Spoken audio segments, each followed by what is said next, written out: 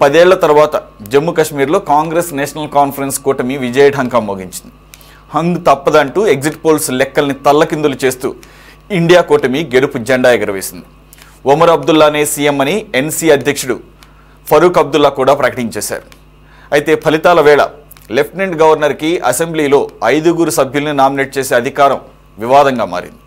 అసలు నామినేటెడ్ సభ్యుల్ని lieutenant governor ఎప్పుడు నియమిస్తారు? ప్రభుత్వ ఏర్పాటుకు ముందా, ప్రభుత్వం ఏర్పాటయ్యాక కేబినెట్ సలహా మేరకు నామినేట్ చేస్తారా అనే అనుమానాలు ఉన్నాయి. శాసనసభ్యుల మాదిరిగా నామినేటెడ్ సభ్యులకు ఓటు హక్కు ఉంటుందా అనే ప్రశ్నలు తెరపైకి వచ్చాయి. ఒకవేళ హంగు వచ్చి నామినేటెడ్ సభ్యులకు ఓటు హక్కు ఉంటే పరిస్థితి ఏంటనే సందేహాలు ఉన్నాయి. మొత్తానికైతే హంగు వచ్చిన పరిస్థితి అయితే లేదు కాబట్టి ఈ విషయంలో ఒక క్లారిటీ వచ్చినట్లయింది. తాజాగా ఆ నామినేటెడ్ సభ్యులను కూడా పరిగణలోకి తీసుకుంటే 90+5 95 అవుతుంది కాబట్టి మ్యాజిక్ ఫిగరు 45 కాకుండా 48 అయినా కానీ నేషనల్ కాన్ఫరెన్స్ కాంగ్రెస్ కూటమి చాలా ఈజీగా, దాంతోపాటు సిపిఎం కూడా ఒక సీటు గెలిచింది. సో 41 స్థానాల్లో ఆల్రెడీ నేషనల్ కాన్ఫరెన్స్ గెలిచింది, ఒక స్థానంలో ఆధిక్యం ఉంది. అక్కడికి 42, 6 స్థానాల్లో కాంగ్రెస్ గెలిచింది, 48, సిపిఎం 1 కాబట్టి మ్యాజిక్ ఫిగర్ 48 దాటి 49 కాబట్టి హంగ్ అనే పరిస్థితి లేదు. కాబట్టి ఈవెన్ గవర్నర్ నామినేటెడ్ ఎమ్మెల్యేలను పరిగణలోకి తీసుకున్నా, వారు బీజేపీకి మద్దతు ఇచ్చినా కూడా కూటమికి అయితే వచ్చిన ఇబ్బంది లేదు. ఈ అంశాలపై ఈరోజు డిబేట్లో పార్టిసిపేట్ చేస్తున్నారు Telangana PCC spokes person doctor Krishna Nayak, high court advocate కూడా. నమస్తే అండి, వెల్కమ్ టు ద డిబేట్. అలాగే సిపిఐ నాయకులు ముప్పాళ్ళ నాగేశ్వరరావు గారు, నమస్తే సార్. అలాగే ప్రముఖ అనలిస్ట్ సీనియర్ జర్నలిస్ట్ కృష్ణాంజనేయులు గారు జాయిన్ అయ్యారు. మరి కాసేపట్లో బీజేపీ ప్రతినిధి కూడా జాయిన్ అవుతారు. కృష్ణాంజనేయులు గారు, మొత్తానికైతే సార్వత్రిక ఎన్నికల తర్వాత మొన్న ఏప్రిల్ మే నెలలో జరిగినటువంటి తర్వాత కొంత బీజేపీ వెనకబడినటువంటి పరిస్థితి చూసాం. సింగిల్ లార్జెస్ట్ పార్టీగా అవతరించలేదు. లోక్సభ ఎన్నికల్లో ఒక 60 పైచిలుకు స్థానాలని 2019తో పోల్చుకుంటే కోల్పోవడం చూసాం. కాబట్టి మిత్రపక్షాల మీద ఆధారపడి ప్రస్తుతం మనుగడ సాగిస్తున్నటువంటి పరిస్థితుల్లో జరిగినటువంటి మొట్టమొదటి ఎన్నికలు అసెంబ్లీ ఎన్నికలు హర్యానా అండ్ జమ్మూ అండ్ కాశ్మీర్. అయితే ఎగ్జిట్ పోల్స్ ఏం చెప్పినాయి? హర్యానాలో కాంగ్రెస్ తిరుగులేదు, కాంగ్రెస్ గెలవబోతుందని. జమ్మూ అండ్ కాశ్మీర్లో హంగ్ ఏర్పడబోతుంది. బట్ రెండు కూడా అంచనాలు తప్పై కాంగ్రెస్ ప్రభుత్వ వ్యతిరేకతని హర్యానాలో క్యాష్ చేసుకోలేనటువంటి పరిస్థితి. మొత్తానికైతే కాంగ్రెస్ అనుకున్న విధంగా రాణించలేకపోయింది. కొంత చేతులారా కూడా చేసుకున్నట్లుగా అర్థమవుతుంది. ఆప్తో కయ్యం పెట్టుకుని ఆప్తో గనక ఈ కొయిలేషన్ గా వెళ్ళి కూటమిగా గనక పోటీ చేస్తుంటే విభిన్నమైన ఫలితాలు వచ్చేవి అనేది ఒక వాదన వినపడుతుంది. దానికి తగ్గట్టే పర్సెంటేజ్ ఆఫ్ ఓట్స్ కూడా మనకి ఇక్కడ కనపడుతున్నాయి. సార్, మీ అనాలిసిస్ ఏంటి? ఓవరాల్ గా బీజేపీ కొంత నిలదొక్కున్నట్టుగా భావించవచ్చా? అనూహ్యంగా 3వ హర్యానాలో గెలవడం ద్వారా. నమస్తే అండి, గరుడాద్రి పేరు వామన పురాణం చెబుతుంది. వైకుంఠంలోని వెంకటమను విష్ణుదేవుని గరుడు భూమిపైకి తీసుకొచ్చి సువర్ణముఖి గరుడాద్రి పేరు కలిగింది. ఈ సంగతిని పురాణం కూడా వైకుంఠలో గరుడే. ఒకటి ఏంటంటే, మొన్న జరిగినటువంటి లోక్సభ ఎన్నికలకు సంబంధించినటువంటి ఫలితాల విషయాల్లో మీరు అనలైజ్ చేశారు. ఒక రకంగా వాళ్ళు ఎక్స్పెక్ట్ చేసినటువంటిది ఏంటి? లోక్సభలో బీజేపీకి ఎన్డీఏకి 400 సీట్ల పైన రికార్డు స్థాయిలో, ఒక బీజేపీకి 370 వస్తాయి అని అనుకున్నటువంటి పరిస్థితుల్లో బీజేపీకి మ్యాజిక్ ఫిగర్ కూడా వాళ్ళు దగ్గరకు రానుకుంటారు. 2 సార్లు వాళ్ళకి సొంత బలం ఉంది బీజేపీకి, 2014, 2014. సరే, జరిగినటువంటి ఫలితాలు అవన్నీ మనం చాలా అనలైజ్ చేశాం. ఆఫ్టర్ ఎలక్షన్స్ ఏవైతే లోక్సభ ఎన్నికల తర్వాత ఆంధ్రప్రదేశ్, ఇప్పుడు అది ఈ రాష్ట్రాలకు సంబంధించినటువంటి ఎన్నికల అసెంబ్లీ ఎన్నికలలో ఏదైతే లోక్సభ ఎన్నికల్లో బీజేపీకి ప్రతికూలమైన ఫలితాలు వచ్చాయో అవి ఇంకా ఆటోమేటిక్ గా అన్ని రాష్ట్రాల్లో కూడా వస్తాయి. ఆల్రెడీ హర్యానాలో 10 ఏళ్ల పాటు బీజేపీ పరిపాలించినటువంటి పరిస్థితి ఉంది. ఇప్పుడు ఆల్రెడీ కాంగ్రెస్ కి అనుకూలమైనటువంటి పరిస్థితి ఉంది, బీజేపీకి ప్రతికూలమైనటువంటి పరిస్థితి ఉంది. ఒక హర్యానాలో కింద ఓడిపోయారు అనుకోండి, ఆటోమేటిక్ గా ఇంకా అక్కడైతే మాత్రము బీజేపీకి అవకాశం లేదు. జమ్మూ కాశ్మీర్ లో అనేటువంటిది ముందు నుంచి ఉన్నటువంటి అంశం. అది అక్కడ హంగ్ వస్తుందా అనేటువంటిది ఎక్కువ చర్చ జరిగింది. కానీ కాంగ్రెస్ అదేవిధంగా నేషనల్ కాన్ఫరెన్స్ కి అవకాశాలు ఉన్నాయనేటువంటి చర్చ ఉంది ముందు నుంచి. కానీ హర్యానా విషయంలో బీజేపీకి పూర్తిగా వ్యతిరేకమైనటువంటి ఫలితాలు వస్తాయని అందరూ అప్పుడు ఎగ్జిట్ పోల్స్ దగ్గర నుంచి, ఎగ్జిట్ పోల్స్ ముందు నుంచి ఉన్నటువంటి చర్చ అంతటితో ఆగలేదు. హర్యానా తర్వాత జరిగేటువంటి రేపు మహారాష్ట్ర జరిగిన, జార్ఖండ్ జరిగిన, ఇక్కడ నుంచి మొదలుపెట్టి 26లో జరిగేటువంటి ఉత్తరప్రదేశ్ వరకు చర్చలు జరిగాయి. అంటే ఇంకా ఎక్కడైనా సరే బీజేపీకి ప్రతికూలమైనటువంటి ఫలితాలు అసెంబ్లీలు కూడా రాబోతున్నాయి. అంటే ఇక రేపొద్దున జమిలీ జరిగినా లేకపోతే 2029లో జరిగినా ఆటోమేటిక్ గా బీజేపీ అనేటువంటిది కనుమరుగవుతున్నటువంటి పార్టీ కింద ఒక పెద్ద చర్చ జరిగింది. అయితే బీజేపీ దగ్గర కూడా ఇలాంటి భయాలు ఉన్నాయండి.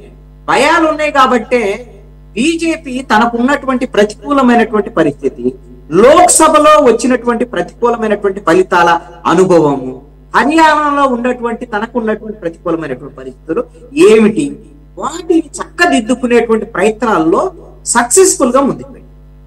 ఇది పోల్ మేనేజ్మెంట్, సోషల్ ఇంజనీరింగ్, అదే విధంగా బీజేపీకి సంబంధించినటువంటి రాష్ట్ర స్థాయి నాయకత్వం మీద, వాళ్ళ రాష్ట్ర స్థాయి భుజస్కంధాల మీద పార్టీకి సంబంధించిన ఎన్నికల మొత్తాన్ని కూడా పెట్టి వాళ్ళు ముందుకెళ్ళినటువంటి ప్రయత్నాలు ఫలించినటువంటి పరిస్థితులు.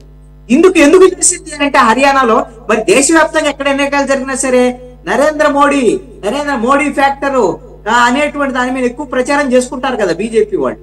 కానీ హర్యానాలో ఇది చేయలేదు. ఎందుకు అనంటే ఒక రకంగా భయపడ్డారని అనుకోవాలి.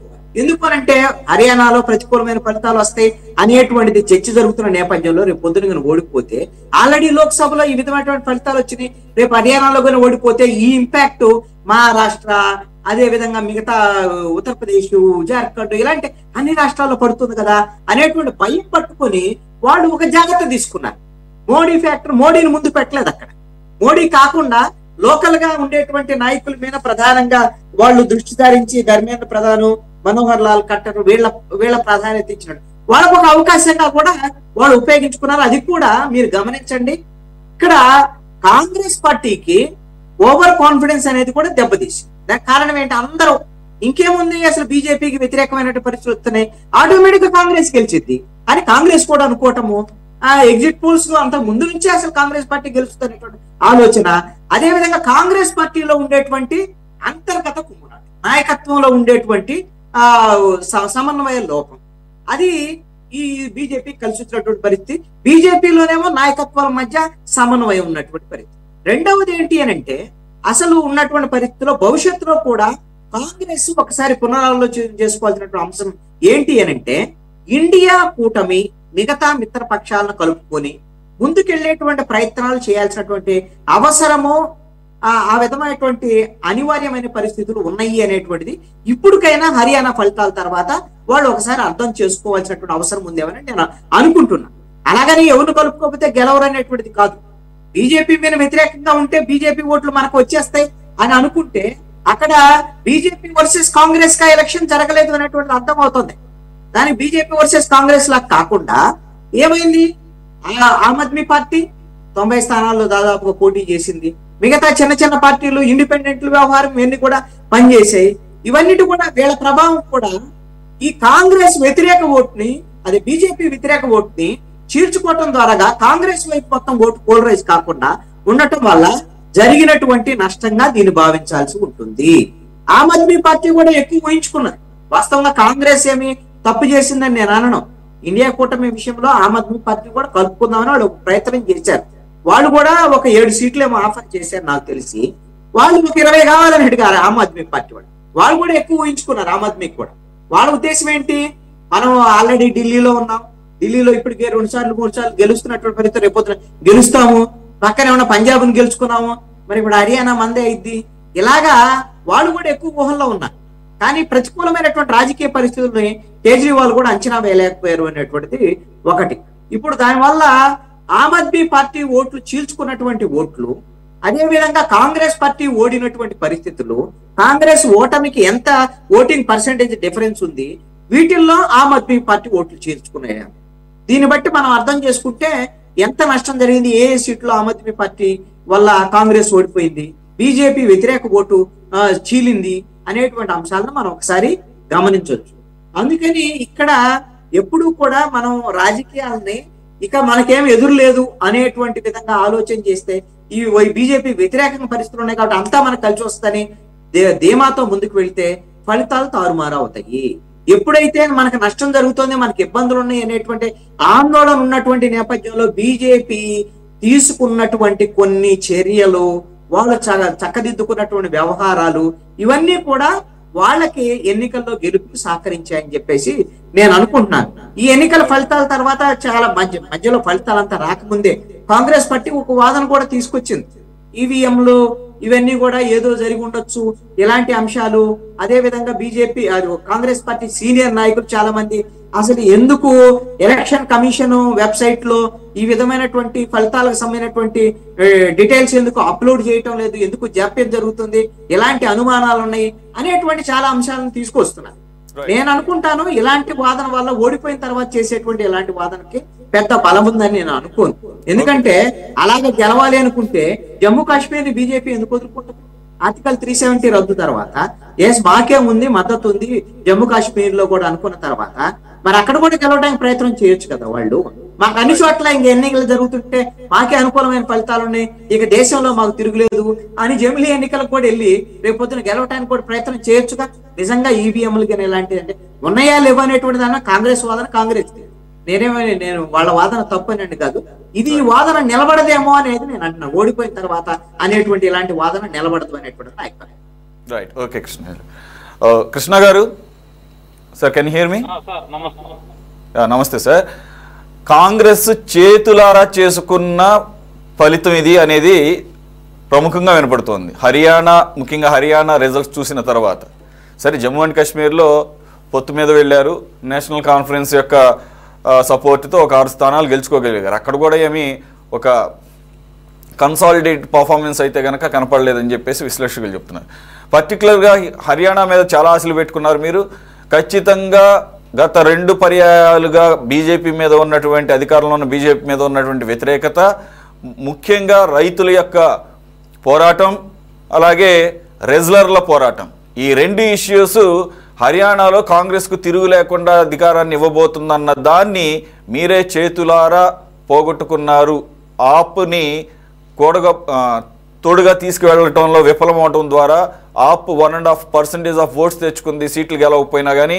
ఆ 1.5 ఇప్పుడు మీరు కాంగ్రెస్కి బీజేపీకి మధ్య ఓట్ల వ్యత్యాసం కూడా 1% లోపు మాత్రమే.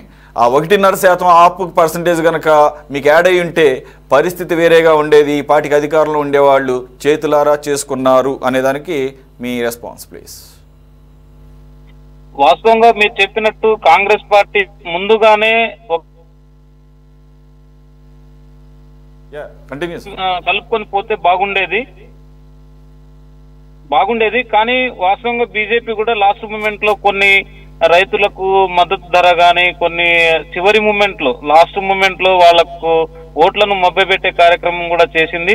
అట్లని అక్కడ కూడా చాలా రైతు ఉద్యమాలు మన పంజాబ్, హర్యానాలో చూస్తే కాంగ్రెస్ కు అనుకూల పవనాలు ఉన్నాయి. ఇది అంటే సర్వేలు ఏదైతే చెప్పినాయో అది మనకు ముందే తెలిసింది. వాస్తవంగా కాంగ్రెస్ పార్టీ అధికారంలోకి వస్తుందనే విషయం ఇంటర్నల్ వ్యక్తిగతంగా మనం పార్టీ సర్వేలలో కూడా మనకు రిపోర్ట్ ఉంది. కానీ దాని అంచనాలను ఏదైతే మనం పార్టీ చేసుకున్న సర్వే కావచ్చు, తర్వాత ఈ ఎన్నికల సర్వేలు ఏదైతే రిజల్ట్ ఎలా ఉండబోతుందనే సర్వేలు అవన్నీ మనం అనుకూలంగా వచ్చే అవకాశం ఉందని అనుకున్నాం. కానీ అక్కడ ప్రజలు తీర్పు వేరే రకంగా ఇచ్చారు, అది మేము సమీక్షించుకుంటాం. కానీ వాస్తవంగా ఇది బీజేపీ తను చివరి మూమెంట్ లో చేయటం గాని, కాంగ్రెస్ లో కొంత అంతర్గతంగా విభేదాలు అక్కడ రావటం ఒకటి మీరు అన్నట్టు అదొక్కటి జరిగింది. తర్వాత ఈ మిత్రపక్షాలతో కలుపుకొని ఉన్నట్టయితే రిజల్ట్ వేరే రకంగా ఉండేది. ఏదైనా సమీక్షించుకొని భవిష్యత్తులో ముందు మనం మళ్ళీ రాబోయే పార్లమెంట్ ఎన్నికలు కానీ, రేపు మహారాష్ట్ర ఎన్నికలు కానీ, ఇంకా వేరే దగ్గర మళ్ళీ కాంగ్రెస్ పార్టీ అంతర్గతంగా ఒక చర్చించుకొని మిత్రపక్షాలతో పూర్తి స్థాయిలో ఓట్ల షేరింగ్ ఇట్లా డివైడ్ కాకుండా అందరితో కలుపుకొని పోతే భవిష్యత్తులో కాంగ్రెస్ పార్టీకి అధికారం వస్తుంది అనేది ఇది స్పష్టంగా మనకు అర్థమవుతుంది. ఏదేమైనా చిన్న చిన్న తప్పులు అనేది జరిగినాయి. దాని నుంచి మేము ఇంకా నేర్చుకొని ముందు ఏ రకంగా పోవాలి అనేది ప్లాన్ అయితే ఒక ప్రణాళిక చేసుకోవాల్సిన అవసరం అయితే కృష్ణ గారు మీదేమన్నా చిన్న చితకా పార్టీయా లేకపోతే మొన్న మధ్య పుట్టిన పార్టీయా? ఇంకా నేర్చుకుని ఇప్పుడు ఎన్నాళ్ళు నేర్చుకుంటారు? చేసిన తప్పులే చేసుకుంటూ పోతే అసలు ఛాన్సే ఇవ్వకూడదు మీకు. బీజేపీ గత ఆల్రెడీ హ్యాట్రిక్ కొట్టి ఇప్పుడు సెంటర్లో పవర్లో ఉంది. అటువంటి సందర్భంలో తీసుకోవాల్సినటువంటి నిర్ణయాలైనా అసలు ఛాన్స్ తీసుకుంటారా ఎవరైనా? కాస్తన్నా కానీ తెలివిగా ఆలోచించే వాళ్ళు ఎవరైనా కానీ ఏమన్నా ఆపేమన్నా మీకు ఏమన్నా అంటరాని పార్టీయా? 9 స్థానాలు ఆపడిగింది 9 స్థానాలు 1, 2 అటు ఇటుగా ఎప్పుడు కూడా తేడా ఉంటది. అదే కదా కలుపుకుని పోవడం అంటే. ఆంధ్రప్రదేశ్లో ఏం జరిగింది? కూటమి 3 పార్టీలు పర్టికులర్గా జనసేన లాంటి పార్టీ తగ్గించుకొని బీజేపీకి కొంత స్టేక్ లేకపోయినా కానీ వెళ్ళి విజయం సాధించారుగా సమిష్టిగా. ఇంకా మేము నేర్చుకుంటాం ఏం నేర్చుకుంటారు సార్ మీరు అంత స్థాయిలో? బీజేపీ కూడా కుల విభజన మత విభజన చేసుకుంటూ ప్రజల్లో ఒక భయభ్రాంతులను గురి చేస్తూ వేరే మతం వాళ్ళు ఇలా చేస్తున్నారు, ఈ మతం వాళ్ళు అలా చేస్తున్నారు అని చెప్పి దేశం మొత్తంలో ఒక ఫోబియాని క్రియేట్ చేసి ప్రజలను అంటే కాంగ్రెస్ సైడ్ మనం చూసుకుంటే దేశంలో సుమారుగా మనం ఎక్కువ శాతం అధికారంలో ఉన్నది కాంగ్రెస్ పార్టీ అనేది విషయం మీకు తెలుసు. కానీ బీజేపీ అధికారంలోకి రావడానికి ఒక మతాన్ని అడ్డం పెట్టుకొని కుల రాజకీయాలు చేస్తూ మత రాజకీయాలు చేస్తూ ఈ మధ్య కాలంలో ఇంకా అంటే దాని పూర్తి డీటెయిల్స్ మనకు రావాల్సి ఉంది. కానీ అగ్రరాజ్యాలు లాంటివే మనకు ఆ బ్యాలెట్ లో పోతున్నాయి. అమెరికా లాంటి అత్యంత టెక్నాలజీని భారీగా డెవలప్ అయినటువంటి అమెరికా లాంటి దేశాలే. కృష్ణనాయక్ గారు ఒక్క నిమిషం మీరే అన్నారు కదా మీకు పార్టీ ఇంటర్నల్ గా కూడా రిపోర్ట్స్ మీకే ఫేవర్ గా ఉన్నాయి. అసలు దేశం అంతా గమనించిందండి. అదే కాదు దాన్నే కదా రిఫ్లెక్ట్ చేసిన ఎగ్జిట్ పోల్స్ కూడా. Congress is going to be ట్రంపెంటింగ్ చెప్పేసి హర్యానాలో అని చెప్పేసి దాన్ని చేతులారా కాదు ఈ రిజల్ట్ చూసి మీకెంత షాక్ అయిందో తెలియదు కానీ దేశం అంతా కూడా చాలా షాక్ అయ్యారు. ఎందుకంటే హర్యానాలో ఖచ్చితంగా కాంగ్రెస్ గెలవబోతుందన్న ఆ రకమైన వాతావరణాన్ని చేతులారా మీరు చెడగొట్టుకున్నారు. దాంట్లో డౌట్ ఏం లేదు. మీరు ఎంత సమర్థించుకున్నా కానీ రాహుల్ గాంధీ కానీ లేదంటే కనుక అధినాయకత్వం ఇప్పటికీ కూడా సీరియస్గా లేరు అనేది ఈ రిజల్ట్ చూస్తే అర్థమవుతుంది. సరే జమ్మూ అండ్ కాశ్మీర్లో అంటారా అక్కడ చాలా విభిన్నమైన పరిస్థితులు ఉన్నాయి. మీరు స్టేట్ హుడ్ మాత్రమే మాట్లాడారు తప్ప ఎన్సీ మాదిరిగా నేషనల్ కాన్ఫరెన్స్ మాదిరిగా ఆర్టికల్ 370 మీద మీకు ఏం పెద్దగా స్టాండ్ ఏం లేదు. అక్కడ పక్కన పెడితే హర్యానాలో it is your own mistakes, డౌటే లేదు దాంట్లో. మిస్టేక్ అంటే ఇప్పుడు అన్ని పార్టీలు కలపటంలో విఫలమైనవని మీరు అంటున్నారు. కానీ స్థానికంగా కొన్ని పార్టీలు కలుస్తాయి, కొన్ని పార్టీలు వాళ్ళ వ్యక్తిగత ఎజెండాలు చేయటము ఏదైతే కాంగ్రెస్ బలాన్ని అయితే పుంజుకుంది. గతంలో పోల్చుకుంటే మనం మొన్నటి వరకు పార్లమెంట్ ఎన్నికల్లో చూసుకున్న గతంలో పోల్చుకుంటే ఒక దేశాన్ని విభజించే టైప్ గా ఒక కులాల మధ్య మతాల మధ్య విభజన అధికారంలోకి వచ్చే అవకాశాన్ని కూడా పోగొట్టుకొని పర్సంటేజ్ ఆఫ్ ఓట్లు పెంచుకున్నాం కాబట్టి బలపడ్డామని సంతోషపడండి. రైట్ సార్, మళ్ళీ వస్తాను మీ దగ్గరికి. ముప్పల్ నాగేశ్వరరావు గారు మీ అనాలిసిస్ ఏంటి సార్? ఈ Haryana and Jammu and Kashmir after general elections జరిగినటువంటి ఎలక్షన్స్ ఇవి కాబట్టి ఇవి నెక్స్ట్ జరగబోయేటటువంటి మహారాష్ట్ర జార్ఖండ్ మీదకు కూడా ప్రభావం చూపిస్తాయి. బీజేపీకి కూడా చాలా క్రూషియల్ ఇది. కాబట్టి ఈ కాంగ్రెస్కు ఉన్నటువంటి ఆ ఎడ్జ్ని మీ అనాలిసిస్ ప్రకారం ఏం చెప్తారు? దాన్ని మరి మిస్టేక్స్ అనాలా లేదంటే పొత్తును కలుపుకోవడంలో విఫలమైందనాలా, ఎట్లా చూడాలి?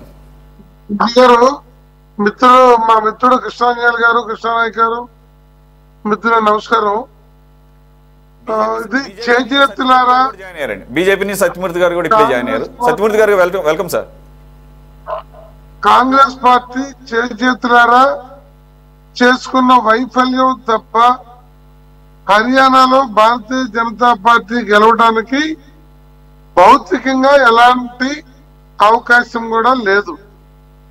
అయితే భారతీయ జనతా పార్టీ దీన్ని ఒక చావు బ్రతుకు సమస్యలాగా గతంలో ప్రైమ్ మినిస్టర్ 400 స్థానాలు గెలుస్తామని చాలా హంగామా సృష్టించిన నేపథ్యంలో వాళ్ళకి గత 2 ఎన్నికల్లో వచ్చిన స్థానాలు కూడా రాని పరిస్థితుల్లో పాత ఎన్డీఏ కూటమికి అధికారం రాని పరిస్థితుల్లో మరి బీహారు ఏపీ మద్దతుతో పౌరులోకి వచ్చిన నేపథ్యంలో మోడీ పొలిటికల్ గాను ఆర్గనైజేషనల్ గాను భారతీయ జనతా పార్టీకి ఉన్నటువంటి ఆర్థిక రాజకీయ అధికార సామర్థ్యాన్ని ఉపయోగించడం, గతంలో రైతుల్ని చాలా నీచంగా తేలిగ్గా 3 దుర్మార్గ చట్టాలు పెట్టి అక్కడ కూడా యూపీ ఎన్నికల సందర్భంలో ట్యాక్ట్ఫుల్ గా తప్పని చెప్పి బయటపడ్డారు. ఇప్పుడు మళ్ళా రైతులకు రాయితీలు ఇవ్వటం, ఈ చాటు యాంటీ చాటు సోషల్ ఇంజనీరింగ్ లాంటి కొన్ని తెలివైన ఎత్తుగడలు వారు వేసుకున్నారు. ఆ మేరకి వారిని మనం తప్పు పట్టలేము. అదే సమయంలో కాంగ్రెస్ పార్టీ ఇప్పటికీ వాళ్ళు నేర్చుకున్నది ఏమీ లేదు. ప్రజలు అధికార వ్యవస్థని భరించలేక వాళ్ళకు ఓట్లేస్తే గెలుద్దామనుకునే లెక్కలో అలాంటి ఖుషీలో ఉన్నారు తప్ప హర్యానా ఎన్నికల్ని ఓటమి అనేది కాంగ్రెస్ భవిష్యత్తుకి ఒక మరణ శాస్త్రం లాంటిది. చక్కని అవకాశాలని ఉపయోగించుకోలేకపోయింది. అసలు ఆపే కాదు, ఇవాళ ఈవెన్ గత పార్లమెంట్ ఎన్నికల్లో కూడా నన్ను అడిగితే కర్ణాటక కానీ తెలంగాణ కానీ లేక ఒరిస్సా కానీ 1-2 ఉత్తరాది రాష్ట్రాల్లో మరికొంత బ్రాడ్ కాన్సెప్ట్ తో పార్లమెంట్ ఎన్నికల్లో పొయ్యి ఉంటే మొన్నే ఎన్నికల ఫలితాలు మరో రకంగా ఉండేవి. అలాంటిది ఆ ఎన్నికల్లో ప్రజలు సానుకూలంగా ఉన్న టాక్టికల్ మిస్టేక్స్ మూలంగా కాంగ్రెస్ గెలుస్తామనే నమ్మకం ముందు రోజుల్లో లేదు. ఎన్నికలు సమీపించిన కొంత ఆశ వచ్చింది, అప్పటికి ప్లానింగ్ లో వైఫల్యం ఉంది, అది పోయింది. ఇది చేతులారా భారతీయ జనతా పార్టీకి కాంగ్రెస్ పార్టీ అవకాశం ఇచ్చింది. ఇది భవిష్యత్తు రాజకీయాల మీద భారతీయ జనతా పార్టీకి ఎంతో నైతిక బలాన్ని హర్యానా గెలవడం ద్వారా వచ్చింది. At the same time Jammu Kashmir లో భారతీయ జనతా పార్టీ ఈజీ వాకౌవర్ గా భావించి దానికి కావలసిన అన్ని కుటీల ఎత్తుగడలు కూడా ఆలోచించి దేశంలో ఎక్కడా లేనట్టుగా ఒక 5 నామినేటెడ్ పోస్టులు కూడా పెట్టుకొని అధికారాన్ని హస్తగతం చేసుకోవాలని ప్రయత్నం చేసింది. అక్కడ వాళ్ళు తీసుకున్నటువంటి చర్యల పట్ల, ఆ రాష్ట్ర విభజన పట్ల, ఇంకా అనేక అంశాల పట్ల సానుకూలత వ్యతిరేకత రెండు అక్కడ మిశ్రమంగా ఉన్నాయి. ఆ మిశ్రమంగా ఉన్న నేపథ్యంలో నేషనల్ కాన్ఫరెన్స్ కాంగ్రెస్ కూటమి అక్కడ అధికారంలోకి వచ్చింది. అందులో కూడా కాంగ్రెస్ పెద్ద పాత్ర అని చెప్పడానికి ఏమి లేదు. అది నేషనల్ కాన్ఫరెన్స్ యొక్క ప్రభావమే. వీరు తెచ్చుకున్నది 6 స్థానాలే. అందువల్ల ఓవరాల్ గా మనం చూసినప్పుడు దేశ భవిష్యత్తు, ప్రజాస్వామ్య భవిష్యత్తు, పార్లమెంటరీ ప్రజాస్వామ్యం, మన రాజ్యాంగ పీఠిక యొక్క అమలుకి కావాల్సినటువంటి అనేక అంశాలు చూసినప్పుడు భారతీయ జనతా పార్టీ అడ్డగోలుగా దూకుడుగా ముందుకు పోవటానికి ఈ ఎన్నికల వారికి కొంత నైతిక రాజకీయ విజయంగా ఉంది. అయితే దీంట్లో మన పోస్టల్ బ్యాలెట్ చూసినప్పుడు దాదాపు 60 సీట్లకు పైగా కాంగ్రెస్ అందులో మెజారిటీ వచ్చింది. పోస్టల్ బ్యాలెట్ ని ఆధారం చేసుకొని కామన్ పీపుల్ ఓటు ఉంటుందా లేదా అనేది మనం చెప్పలేము, కానీ అది ఒక సిగ్నల్. అదే టైంలో 2 గంటల పాటు మన పోల్ రిజల్ట్స్ ని అప్డేట్ చేయటంలో ఎలక్షన్ కమిషన్ ఎందుకు ఆపిందో దానికి ఉన్న రీజనింగ్ ఏమిటో ఇంతవరకు వాళ్ళు వెల్లడించలేదు.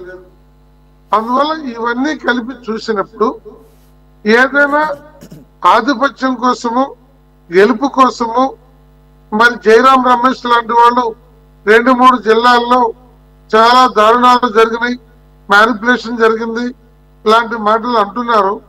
అది ఏమన్నా ఎలక్షన్ కమిషన్ భవిష్యత్తులో ఏం చేస్తుంటది ఏంటి అనేటువంటి విషయం చూడాలి. ఇవాళ భారతీయ జనతా పార్టీకి అధికారం వచ్చినందుకు వారిని మనం అభినందించాల్సిందే. అదే సమయంలో భారతీయ జనతా పార్టీ మన దేశ విశిష్టతని, మన దేశ భిన్నత్వంలో ఏకత్వం కలిగిన మన జాతి ఐక్యతని పదిలంగా ఉంచేటువంటి దానికి ఇంకా బ్రాడ్ గా లేకుండా మొరటగా వెళ్ళటం అంటూ జరిగితే భారతదేశం ఆర్థికంగా ఏదో ఇవాళ 5వ ప్లేస్ లో ఉంది, 3వ ప్లేస్ లో పోతామని చెప్పి ఏమైనా చెప్పొచ్చు, కానీ distribution of income point of వ్యూలో చూస్తే కొద్దిమంది కోటీశ్వరుల కొమ్ము కాసే పార్టీగానే ఉండిపోతున్నటువంటి పరిస్థితి కూడా మనం గమనించాలి. అంతిమంగా హర్యానా ఎన్నికల్లో కాంగ్రెస్ స్వీయ వైఫల్యమే భారతీయ జనతా పార్టీకి వరంగా మారిందని చెప్పి సిపిఐ పార్టీగా నేను అభిప్రాయపడుతున్నాను. విజయ్ గారు. Right sir. Satyamurthy garu, first of all congratulations on Haryana win. యాక్చువల్గా మీరు గత 2 సార్లుగా ఉన్నటువంటి సహజంగా వచ్చేటటువంటి ప్రభుత్వ వ్యతిరేకత అనేది కాంగ్రెస్ అలాగే ఆపు విడివిడిగా పోటీ చేయటం కారణాలు ఏదైనా, అలాగే మీరు సోషల్ ఇంజనీరింగ్ కరెక్ట్గా 200 రోజుల ముందే సీఎంను మార్చడం ద్వారా ఆ జాట్ వ్యతిరేక ఓటును కూడా కన్సాలిడేట్ చేయటం, ఇవన్నీ కూడా అలాగే 60 మందిని టోటల్గా న్యూ ఫేసెస్ని రంగంలోకి దించడం, ఇవన్నీ కూడా పాజిటివ్గా బీజేపీకి పనిచేసింది అనేది వినపడుతుంది. కానీ జమ్మూ అండ్ కాశ్మీర్లో ఏదైతే మీరు ఆశించారో ఈ ఆర్టికల్ 370 రీపీల్ చేయటం ద్వారా ఆ రకమైనటువంటి దాని ద్వారా జరిగే ప్రయోజనాలు, కలుగుతున్న ప్రయోజనాలని ఆ రాష్ట్ర ప్రజలకు వివరించడంలో విఫలమయ్యారు. అందు గురించి అక్కడ బీజేపీ ఆశించిన ఫలితాలు రాలేదని చెప్పేసి వినపడుతుంది. మీరేమంటారు సార్? ఎవరు ఒపీనియన్ ప్లీజ్? ముందుగా మీకు అలాగే సీనియర్ కమ్యూనిస్ట్ నాయకులైన నాగేశ్వరరావు గారికి, అలాగే మిత్రులు ఆంజనేయులు గారికి, కృష్ణ గారికి అందరికి కూడా నమస్కారాలండి. చాలా కాలం తర్వాత వీళ్ళతో మళ్ళీ నేను డిబేట్లో పాల్గొంటున్నాను. అయితే మీరు అన్నట్టుగా ఇప్పుడు ముప్పాల నాగేశ్వరరావు దగ్గర నుంచి ఆ రకమైనటువంటిది తప్ప నేను ఎలా ఎక్స్పెక్ట్ చేస్తామని, ఆయన కరుడు కట్టినటువంటి కమ్యూనిస్టు, నేను కరుడు కట్టిన బీజేపీ, కాబట్టి వారి కామెంట్స్ మీద పెద్దగా నేను రియాక్ట్ కావాల్సిన అవసరం కూడా లేదు. ఎందుకంటే అలాగే ఇందాక కాంగ్రెస్ మిత్రులు చెప్పారు దేశాన్ని విభజించి పాలించారు. అసలు దేశాన్ని విభజించింది ఎవరండి? మనం ఒకసారి గుర్తు తెచ్చుకున్నాం కదా, కులాల వారీగా మతాల వారీగా కానీ దేశాన్ని విభజించిందే కాంగ్రెస్ పార్టీ. మళ్ళీ వాళ్ళు ఇట్లా మాట్లాడుతున్నారు. ఏదేమైనా కూడా అండి, ఇప్పుడు మీరు జమ్మూ కాశ్మీర్ గురించి చెప్పారు కదా, హర్యానా ఎలక్షన్లో ఏ ఎన్నికలైనా కూడా పార్టీ తనదైనటువంటి విధానాలు గెలవటం కోసమే ప్రయత్నం చేస్తుంది, కానీ ఓడిపోవడానికి ప్రయత్నం చేయదు కదండి. ఎన్ని యుక్తులు పనినా కూడా. అలాగే ఇందాక వారు చెప్పారు, ఇది మనం దడ్డుదారిని అంటున్నట్టుగా 5గురు ఏదో చెప్తారని చెప్తున్నారు. ఇప్పుడు మనకి అసలు అది ఆలు లేదు, చూరు లేదు, కొడుకు పేరు సోమలింగం అన్నట్టుగా అటువంటి ప్రయత్నం లేకుండానే ఇప్పుడు వాళ్ళకి మెజారిటీ వచ్చింది కదా. ఇప్పుడు నేషనల్ కాన్ఫరెన్స్ గవర్నమెంట్ ఏర్పడదా? ఇక అవకాశం లేదులేండి. మరి ఏం చెప్పబోతున్నారు మీరన్నా? అది ఇఫ్స్ అండ్ బట్స్ మాట్లాడకూడదండి మన ఎలక్షన్స్ లో. ఇది ఇవాళ చేసింది కాదు కదా. ఇది ఎప్పుడైతే ఈ రాజ్యాంగ సవరణ అనేది ఇప్పుడు పార్లమెంట్ ద్వారా జరిగినటువంటి చట్ట సవరణ, అది ఏదైనా ఒక సవరణ చేసినప్పుడు 100 కారణాలు ఉంటాయి. అనేక మంది నామినేటెడ్ ఎమ్మెల్యేలు చేసినటువంటి ఇది గతంలో మనం చూసాం. అంతకుముందు ఉన్నటువంటి చరిత్ర, పార్లమెంటరీ చరిత్ర మనం చూస్తే ఇదేదో కొత్త విషయం ఏం కాదు. నామినేటెడ్గా రాజ్యసభకు పంపడం కానీ, నామినేటెడ్గా ఎమ్మెల్యేలను పంపడం కానీ ఇవన్నీ కూడా ఉన్నాయి. ఇప్పుడు ఇక్కడ ఏం చేశారండి, కాంగ్రెస్ పార్టీ వాళ్ళు ఏదో మాట్లాడుతున్నారు కానీ హైదరాబాద్ నగరంలో మొత్తం ఎలక్షన్స్ లో 1 సీటు గెలిచారండి. వాళ్ళు మేయర్ ఎలా అయ్యారండి వాళ్ళు? ఇప్పుడు అంతకుముందు కూడా ఎమ్మెల్యేలు పెట్టి ఇలా చేసినటువంటి సందర్భాలు ఎన్నో మనం చూసాం. కాబట్టి ఇటువంటి నీతులు చెప్పద్దు మా దగ్గర, ఎందుకంటే మీ చరిత్ర చూస్తేనే తెలుస్తుంది అది. కాబట్టి ఇవాళ ఏదో అది చేస్తారు ఇది చేస్తారని చెప్పి మనం చేయటం ఇప్పుడు ఇవాళ ప్రజాస్వామ్యానికి విజయం అండి. 2 చోట్ల కూడా, హర్యానాలో కూడా, ఈవెన్ కాశ్మీర్లో కూడా. ఎందుకంటే గుర్తెచ్చుకోవాలి, నేను 50 సంవత్సరాలుగా నేను రాజకీయాలు ఫాలో అవుతున్నానండి. 1975 నుంచి నేను చూశాను. ఎందుకంటే కాశ్మీర్లో ఎన్నికలు జరిగితే 10% ఓటింగ్, 9% ఓటింగ్. వెళ్ళండి గతంలోకి. అంతకంటే మించి ఓటింగ్ లేరండి. ఎవరు ఓటుకి ఇంట్రెస్ట్ చూపించేవారు కాదు. కానీ ఇవాళ దగ్గర దగ్గర 56% పైగా వచ్చి ప్రజలు అదే విజయం అండి ప్రజాస్వామ్యానికి. సరే ఏ పార్టీకి వేశారు దాన్ని మేము ఫెయిల్ అయ్యామా చెప్పడంలో అంటే అది పక్కకి పెట్టండి. ఎందుకంటే ప్రజాస్వామ్యం యొక్క అంతమందిని తీసుకొచ్చి ఓటు వేయగలగడమే ఒక ఈ డెమోక్రటిక్ ప్రాసెస్ లో వాళ్ళని చేయడమే గొప్ప వ్యక్తి కింద నేను భావిస్తున్నాను. భారతీయ జనతా పార్టీ 370 రద్దు కానీ ఏదైనా కానీ దాని యొక్క ఫలితం ఇవాళ ప్రజలందరూ వచ్చి ఒక ఎలక్ట్రల్ పాలిటిక్స్ ఎంతమంది ఇండిపెండెంట్లు ఎప్పుడైనా నుంచున్నారండి జమ్మూ కాశ్మీర్ చరిత్రలో? కాబట్టి దీన్ని మనం ఒక పాజిటివ్ గా తీసుకోవాలి తప్ప గెలవటం ఓటం అనేది సహజం అండి. ఇప్పుడు మేము అంతకుముందు అనేక అసెంబ్లీ ఎలక్షన్స్ లో ఓడిపోవడం కూడా జరిగింది కదా. అంతకుముందు మనకి ఛత్తీస్గఢ్, మధ్యప్రదేశ్, రాజస్థాన్ ఎలక్షన్స్ లో మేము ఓడిపోలేదా? ఇప్పుడు తర్వాత గెలవడం ఇప్పుడు అలాగే ఈ ప్రెడిక్షన్స్ కి భిన్నంగా చాలా జరిగినాయండి. ఇప్పుడు మొన్న కూడా చాలా సర్వేలు బీజేపీకి 300 పైన సీట్లు వస్తాయని ప్రెడిక్ట్ చేశారు. మీరు ఒకసారి రివైండ్ చేసుకోండి. కానీ కాబట్టి ఇప్పుడు సర్వేలు ఎప్పుడు కూడా కరెక్ట్ అవుతాయని మనం చెప్పడానికి లేదు. ఒక పల్స్ తెలుసుకున్నారు వాళ్ళు, ఒక శాంపుల్ పల్స్ అంతే. కాబట్టి దాన్ని ఒక ఇండికేషన్ అంతే తప్ప ఇదేదో వేటి మీద ఎలక్షన్ కమిషన్ డిక్లేర్ చేయలేదని లేకపోతే ఈవీఎంల మీద మనం తలబాదుకోటి ఇంకా కొట్టుకునే కంటే మనం ఈ యొక్క విజయాన్ని మనం హుందాగా స్వీకరించాలి. ఏ తీర్పు ఇచ్చినా సరే ప్రజలు దాన్ని హుందాగా స్వీకరించాలి. సరే వాళ్ళకి ఎలాగో స్పేస్ లేదనుకోండి నాగేశ్వర వారికి ఈ ఎలక్ట్రల్ పాలిటిక్స్ లో వాళ్ళు ఎప్పుడో కోల్పోయారు స్పేస్. వాళ్ళు ఇప్పుడు కాదండి, 1975లో ఎమర్జెన్సీ ఇందిరాగాంధీ ఎమర్జెన్సీ పెట్టినప్పుడు కాంగ్రెస్ సపోర్ట్ చేసిన రోజునే కమ్యూనిస్ట్ సిపిఐ పార్టీ ఆ రోజునే చనిపోయింది. నేను చెప్తున్నా నాగేశ్వర రాసుకోండి. మీరు ఏ రోజునైతే మీరు అసలు ఇందిరాగాంధీని సమర్థించి ఆవిడ పూజ చేశారో ఎమర్జెన్సీకి సపోర్ట్ చేస్తూ ఆ రోజే కమ్యూనిస్ట్ పార్టీ చనిపోయింది. ఏమన్నా అనుకున్నా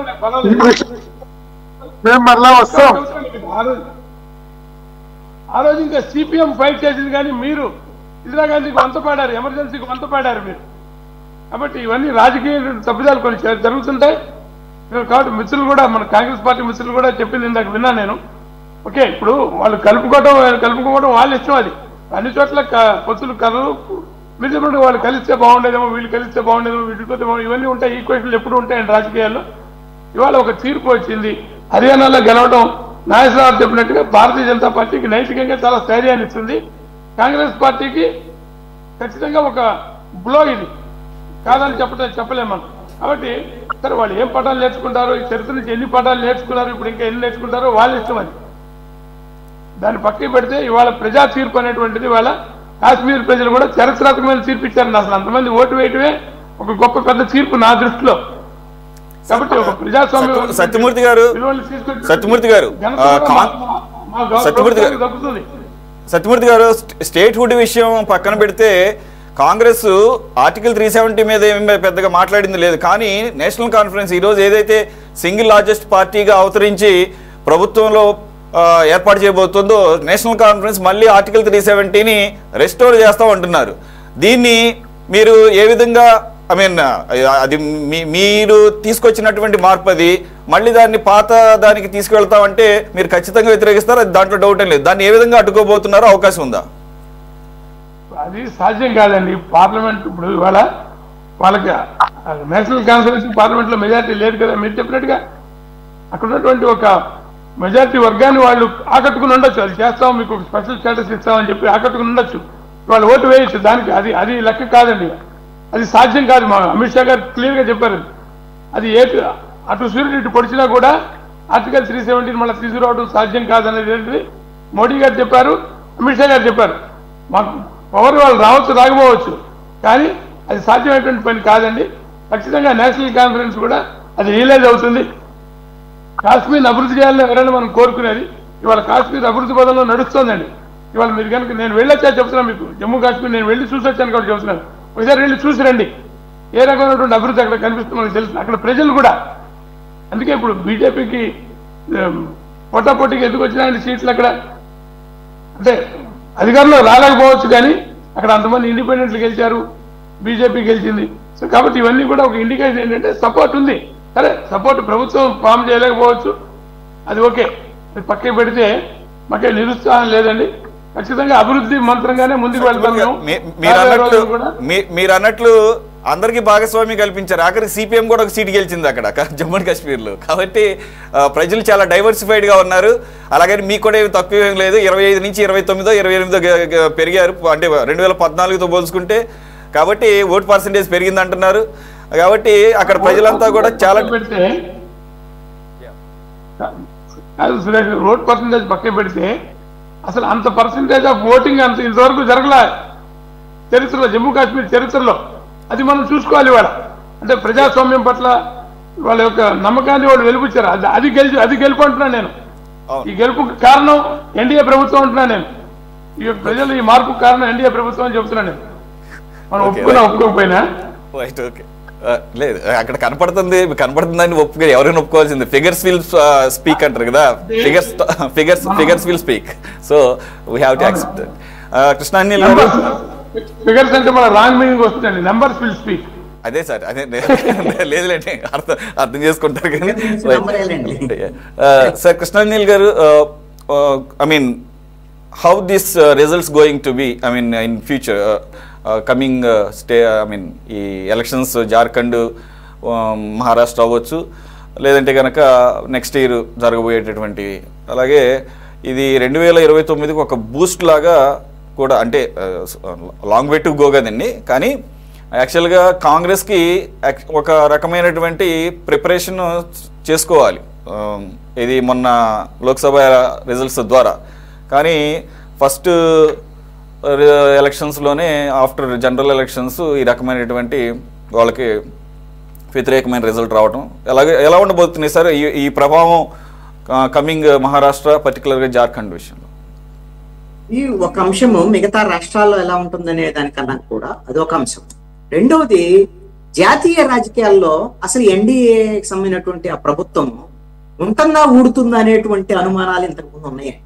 ఇప్పుడు సత్యమూర్తి గారు కోపం వస్తే రావచ్చు, 2 ఊతకర్రలతో నిలబడ్డటువంటి ప్రభుత్వం, దాంట్లో ఎటువంటి సందేహం లేదు కదా. ఊతకర్రలు లేకపోతే, చంద్రబాబు నాయుడు, నితీష్ కుమార్ లేకపోతే ఇప్పుడు నరేంద్ర మోడీ ప్రధానమంత్రి సీట్లో అయితే కూర్చోవడం సాధ్యం కాదు.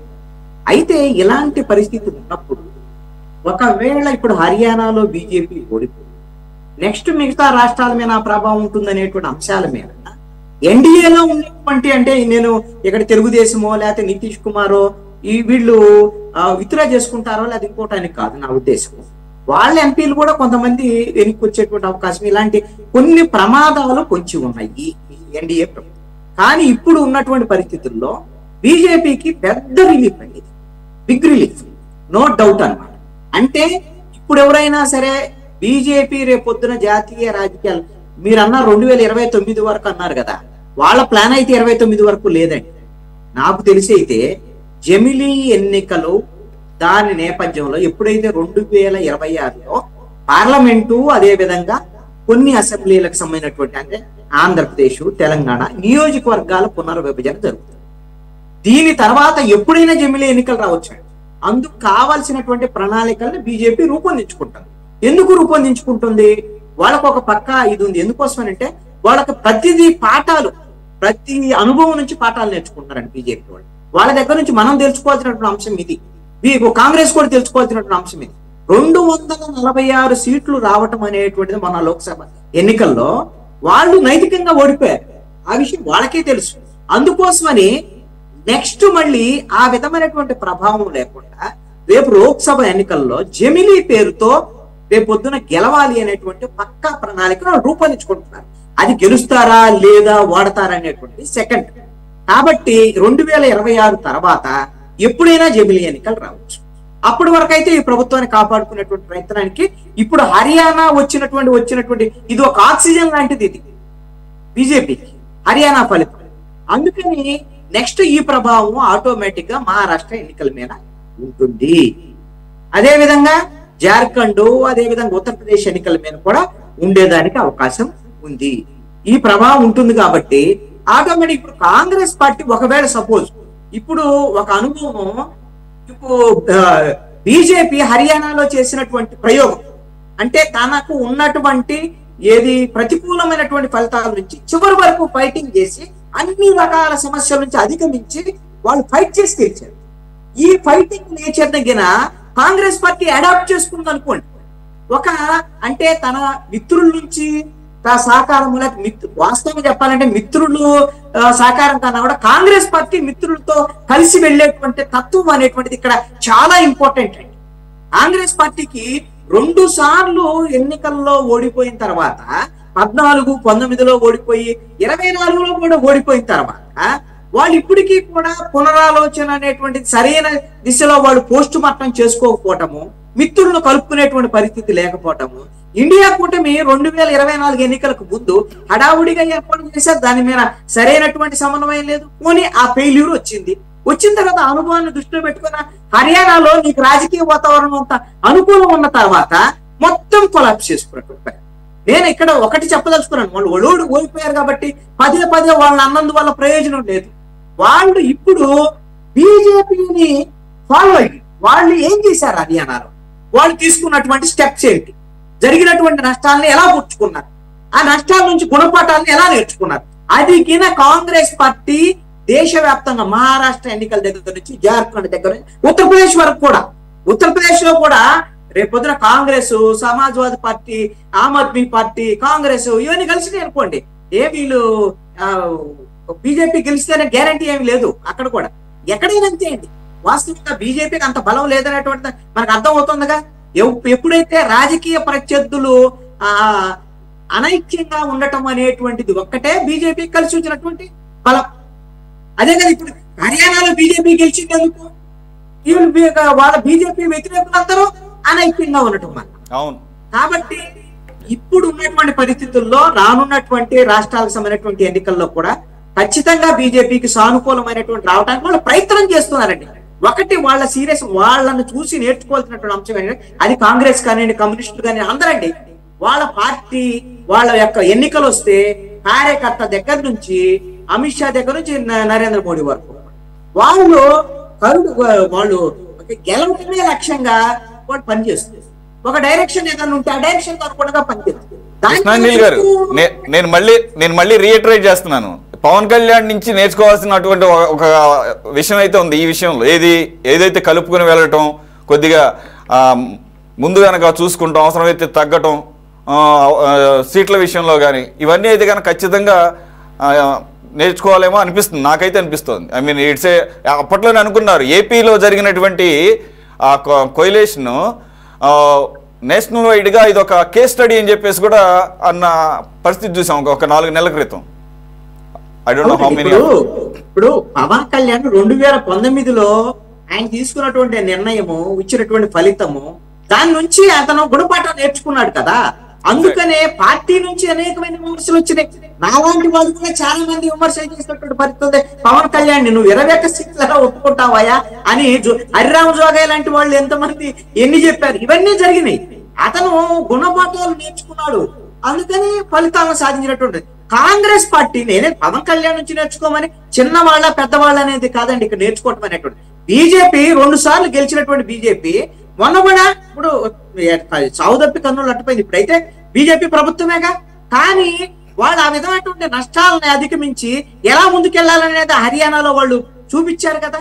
దాంట్లో ఇక్కడ ఏంటంటే ఫైనల్ గా అల్టిమేట్ గా విక్టరీ అనేటువంటిదే మెయిన్ ఇంపార్టెంట్ అండి.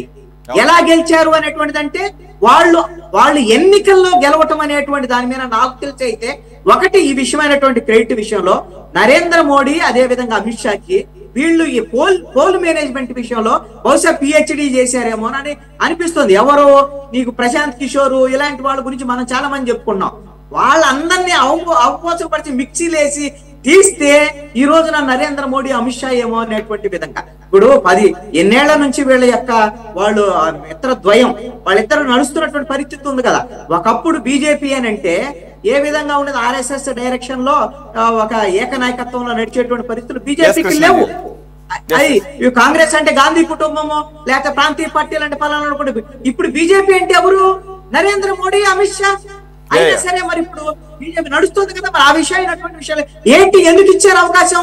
వాళ్ళు గెలిపిస్తున్నారు బీజేపీని, ఎక్కడైనా గెలిపించే దానికో ముందుకెళ్తున్నారు. కాబట్టి వాళ్ళకి ఆర్ఎస్ఎస్ కూడా కొంతమంది కొన్ని విషయాల్లో వాళ్ళ అభ్యంతరాలు ఉన్నప్పటికీ కూడా వాళ్ళు అంతర్గతంగా ఏం సరి చేసుకున్నారో ఏం మాట్లాడుకుంటున్నారో ఎన్నికలు వచ్చేసరికల్లా వీళ్ళకి ఫ్రీ హ్యాండ్ ఇస్తున్నటువంటి పరిస్థితి ఉంది కదా. కాబట్టి కాంగ్రెస్ పార్టీ బీజేపీ చూసి నేర్చుకోవచ్చు, పవన్ కళ్యాణ్ చూసి నేర్చుకోవచ్చు, ఎవరిని చూసైనా నేర్చుకోవచ్చు. నేర్చుకోలేదు అనుకోండి నష్టం ఎవరికి? వాళ్ళకే. కాబట్టి భవిష్యత్తులో రాష్ట్రాలకు సంబంధించినటువంటి ఎన్నికల ఫలితాల మీద హర్యానా ఎన్నికల ఫలితాలు ఖచ్చితంగా ఆధారపడి ఉంటాయి. ఒక పాయింట్ జమ్మూ కాశ్మీర్ మీద చెప్పి నేను ముగిస్తాను. ఒకటి ఏంటంటే జమ్మూ కాశ్మీర్ సంబంధించినటువంటి విషయంలో సత్యమూర్తిగా చెప్పినటువంటి దాన్ని నేను అంగీకరిస్తాను. ఒకటే వాళ్ళు ఒక ఆర్టికల్ 370 రద్దు, ఇప్పుడున్నటువంటి పరిస్థితిలో ఎన్నికలు మొత్తం ప్రశాంతంగా జరగటం, ఈ విధమైనటువంటి అన్ని క్రెడిట్ వాళ్ళు తీసుకున్నారు, ఓకే. కానీ ఎన్నికల ప్రజలైతే మాత్రం ఆర్టికల్ 370కి వ్యతిరేకంగా ప్రజలు ఓట్లేశారు.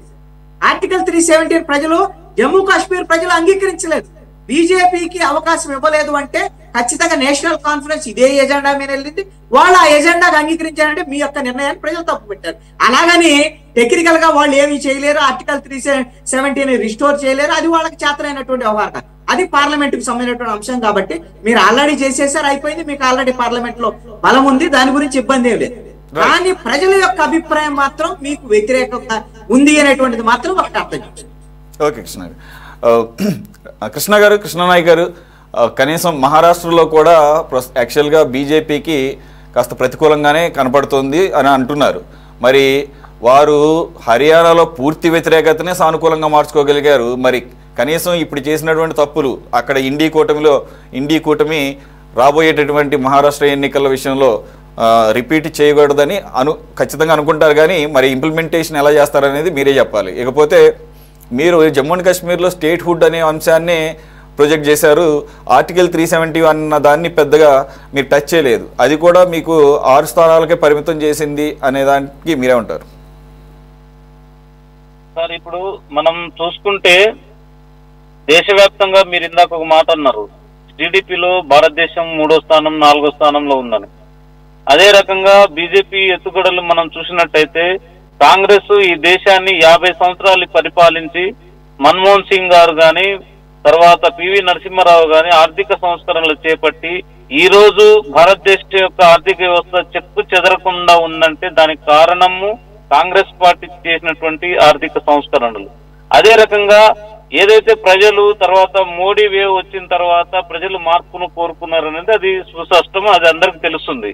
కానీ బీజేపీ అని వచ్చిన తర్వాత అదే ఆ రోజు మనం కాంగ్రెస్ పార్టీ సుమారు ఈ దేశంలో 50 సంవత్సరాలుగా పరిపాలించినటువంటి కాంగ్రెస్ పార్టీ బీజేపీని ఏదైతే ఈ రోజు బీజేపీ చేస్తున్నటువంటి కుట్రలు చేసినట్టయితే ఈ రోజు బీజేపీ ఒక్క నాయకుడు కూడా లేకుండా పార్టీని అంటే ఎక్కడ ఉంచాలో అక్కడ ఉండేటోళ్ళు. కానీ ఈ రోజు అదే బీజేపీ అధికారంలోకి వచ్చిన తర్వాత మనం మహారాష్ట్రలో కావచ్చు, కర్ణాటకలో కావచ్చు, గోవాలో కావచ్చు, ఎక్కడికక్కడ పార్టీలను చీల్చి వ్యక్తులను కొని ఎమ్మెల్యేలను కొని మా ఎంపీలను కొని ఎక్కడికక్కడ విభజించి ఎక్కడికక్కడ సర్వనాశనం చేసి బస్సు పట్టించి ఏదైతే ప్రజలు అధికారాన్ని ఇచ్చారో ఆ అధికారంలో ఉన్నటువంటి పార్టీని కూల్చే కుట్రలు చేస్తుంది. కాబట్టి అది ప్రజలు మొత్తం గమనిస్తున్నారు.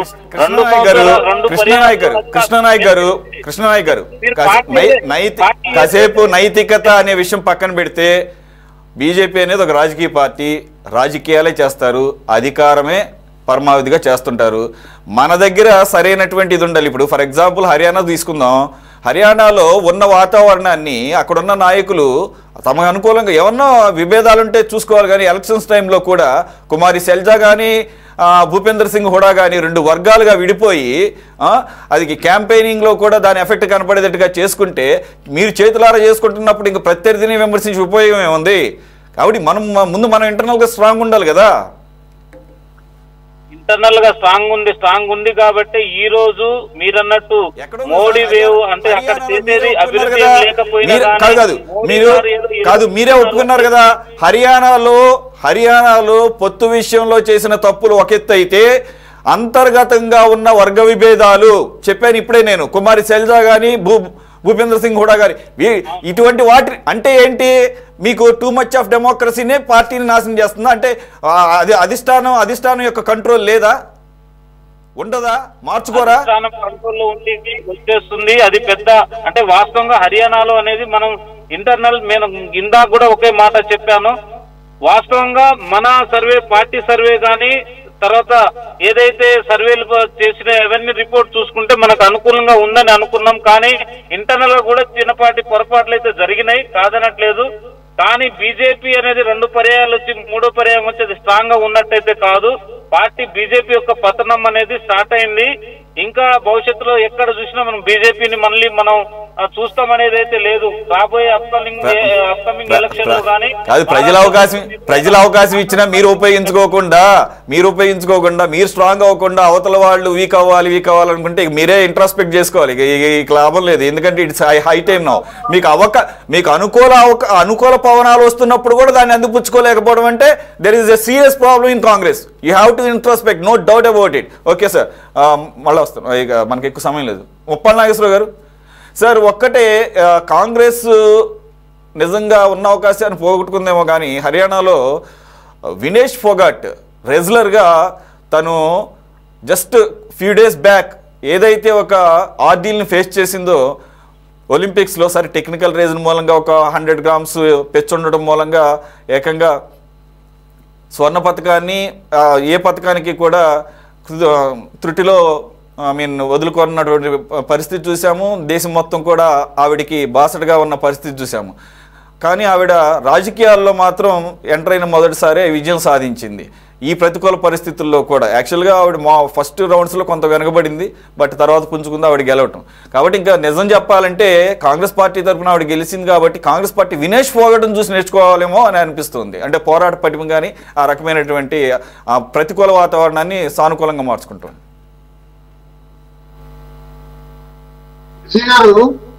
సత్యమూర్తి గారికి ఇందాక కోపం వచ్చినట్టుంది. రాజకీయాల్లో కోపతోపాలకు ఆస్కారం లేదు. భారతీయ జనతా పార్టీ ఆయన మీ శ్రేయస్ కోరే చెప్పారు.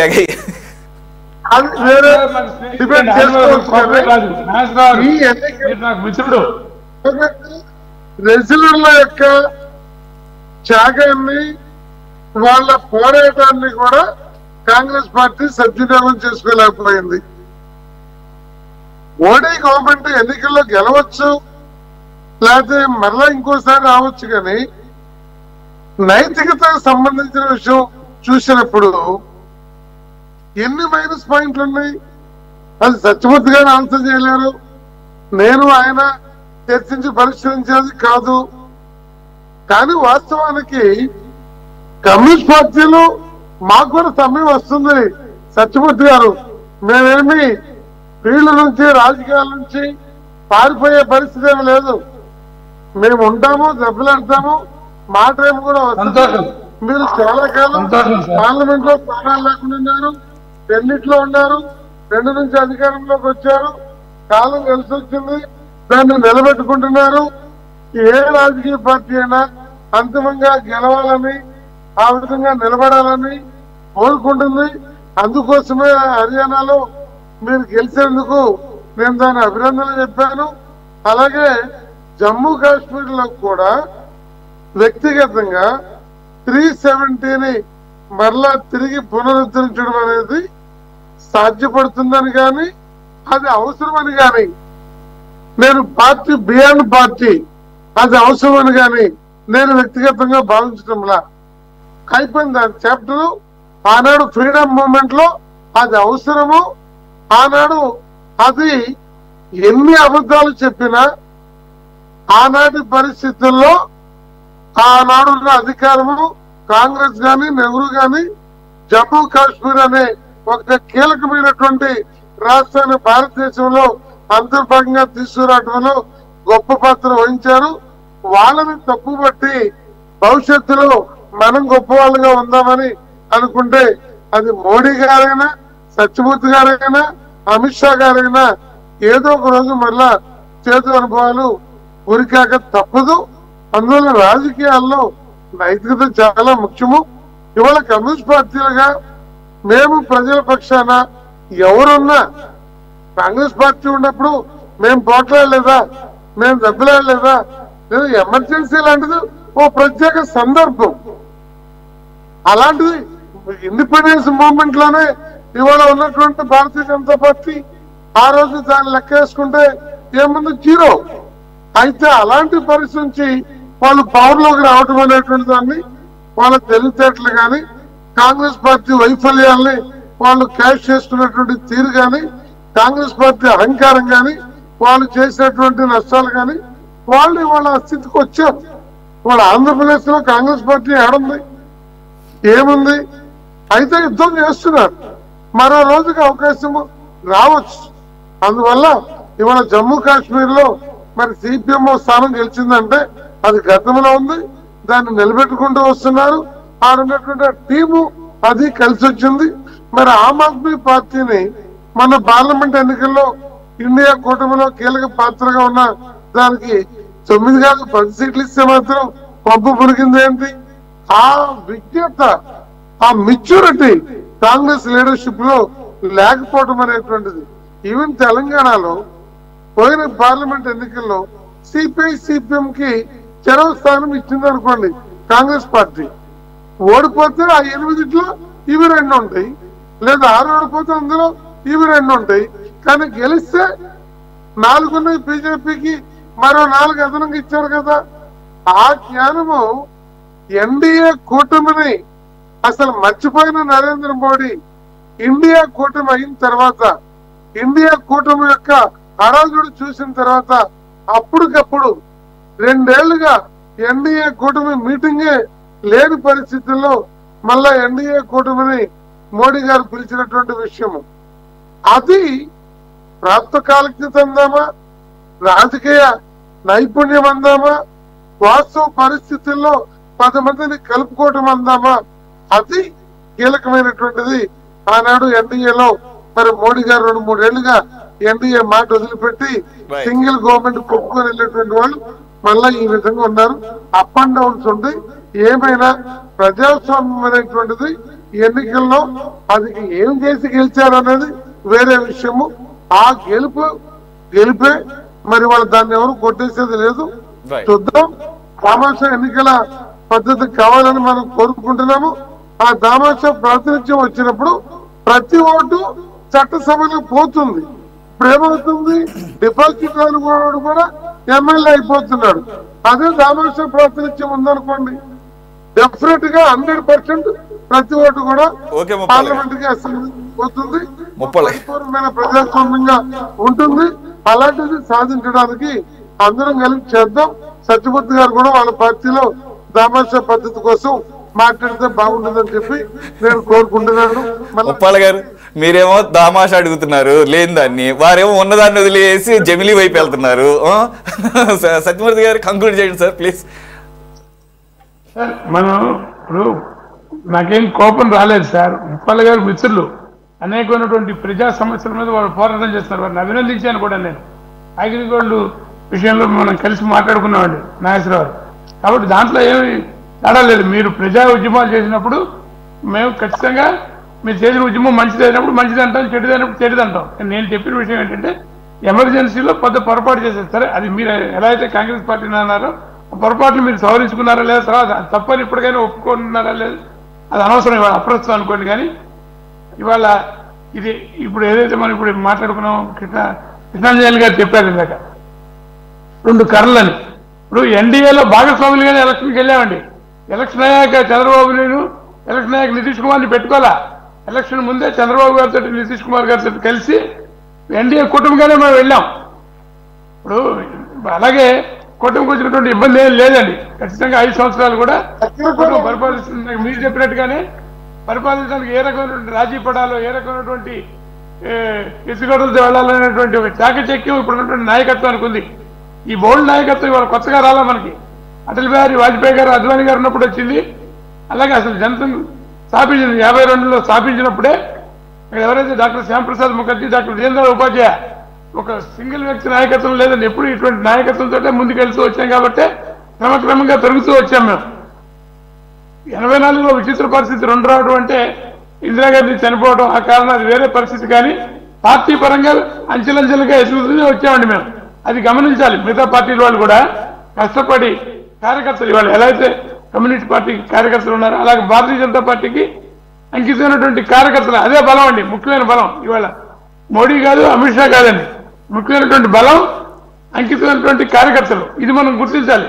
ఇవాళ వ్యక్తులు అనేటువంటిది తాత్కాలికం సార్. మాకు ఇప్పుడు మాకు ఎవరి మీద కాదు, మాకు ఫస్ట్ మేము చెబుతాం nation first, party next, self last. ఇది కరుడు కట్టినటువంటి ఇది ప్రతి కార్యకర్తలు ఉంటుందని నేను చెప్పడం కాదు, నాకు తెలుసు చాలా మంది కార్యకర్తలు ఏ రకంగా ఉంటారని తెలుసు కాబట్టి చెబుతున్నాను. కాబట్టి ఈ కృషి ఫలితం తప్ప ఇదేదో లక్గానో ఏదో వచ్చింది కాదండి. అనేక సంవత్సరాల కృషి ఫలితంగా ఈ యొక్క ఫలితాలు వస్తున్నాయి.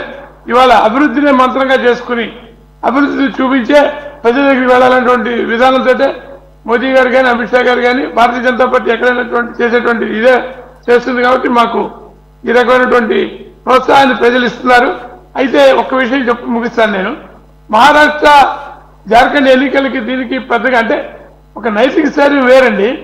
కానీ ఎక్కడ ఏ రాష్ట్ర పరిస్థితులు ఆ రాష్ట్ర పరిస్థితులు విడిగానే చూస్తారు తప్ప హర్యానాలో గెలిపించాం కదా అని చెప్పేసి మహారాష్ట్రలో గెలిపించేయడం, జార్ఖండ్లో గెలిపించేయడం అలా ప్రజలు చేయరండి. ప్రజలు ఎక్కడ స్థానిక పరిస్థితులను బట్టి ఆలోచిస్తారు. అసెంబ్లీ ఎన్నికలు, ఎందుకంటే పార్లమెంట్ ఎన్నికలు అంటే వేరు ఆలోచన ఉంటుంది, కానీ అసెంబ్లీ ఎన్నికల్లో ఖచ్చితంగా స్థానికమైనటువంటి పరిస్థితులనే వాళ్ళు దృష్టిలో పెట్టుకుని చేస్తారు. కాబట్టి ప్రజలు ఏది నేర్పిస్తారో భారతీయ జనతా పార్టీ ఏ రకమైనటువంటి ఎత్తుగడలు వేస్తుందో ఖచ్చితంగా గెలవడానికి. ఇప్పుడు మీకు ఇంకొక విషయం చెప్తాను నేను.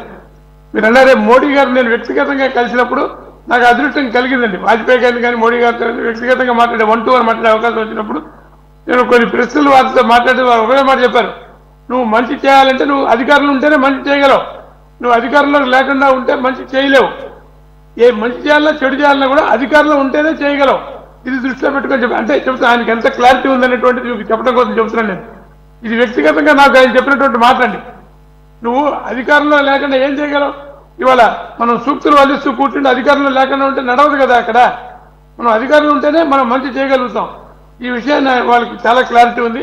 కాబట్టి అధికారం ఎందుకోసం అంటే అధికారం ఏదో అనుభవించడానికి కాదండి, అధికారం ప్రజలకు సేవ చేయడానికి. ఈ క్లారిటీ మా నాయకులకు ఉంది. ఖచ్చితంగా రాబోయే రోజుల్లో మంచి ఫలితాలు వస్తాయని నేను ఆశిస్తున్నాను.